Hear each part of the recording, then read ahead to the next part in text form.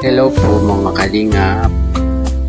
Ito po ay yung time na nagla-live selling yung mag-jowa. Makikita po natin ang kanilang kaswitan sa isa't isa. Ito nga po nung suot ni Kalingap Edo yung kwentas. Parang kilig na kilig itong si Beyonce. Pagmasdan niyo po naman ng mabuti kung gaano ka-sweet itong dalawang ito. Oops, ayan o, diba? Napakaswerte sa bawat isa ng dalawang ito.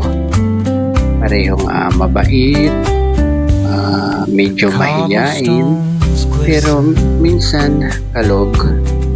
At ngayon naman po ayon, si Beyonce naman po ang magsusukat kay Kalingap Edo ng kanilang nila-live selling. Ito po ay yung nung nakaraang live selling nila sa Velvet Box nung last Monday. Tingnan niyo po naman ang kanilang ginagawa, no? Bawat ilabas na product sinusukat kay Beyonce at kapansin-pansin na bagay sa kanya ang lahat ng yan, hindi po ba?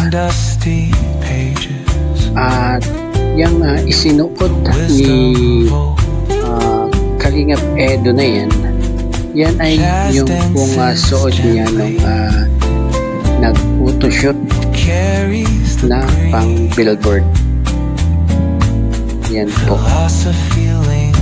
Kitang-kita naman kung gaano kaganda ang mga product ng Velvet Box. Ayun. Hanggang sa pagtanggal, si Kalingap Edo pa rin ang magtatanggal. So sweet talaga ng dalawang ito. Grabe. Sino ba naman ang hindi kikiligin dito sa dalawang ito? Hindi ba? Ayan na naman po.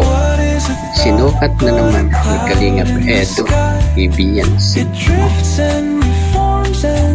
Napaka-sweet nitong dalawang to, no?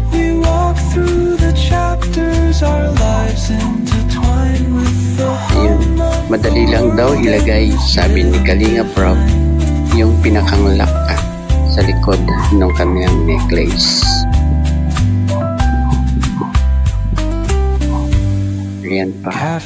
Ayan po. Yung sa earrings naman. Kita nyo si Kalingap Edo yung nag-alis ng pakaw.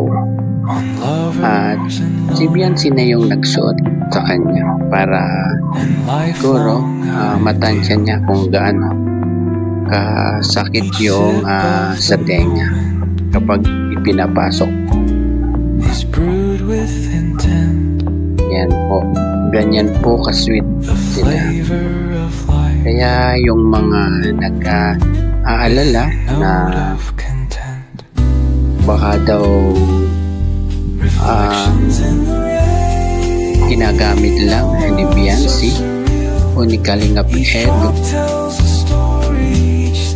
bawat isa, pero sa tingin ko naman ay hindi. Totoo po sila sa bawat isa. Ika nga, sabi nila, EDC is real. Okay? At yan po, isinukat ulit ni Kalingap Edo kay Beyonce. Ganyan po sila ka-sweet sa bawat isa. And thank you po sa panonood. Bye!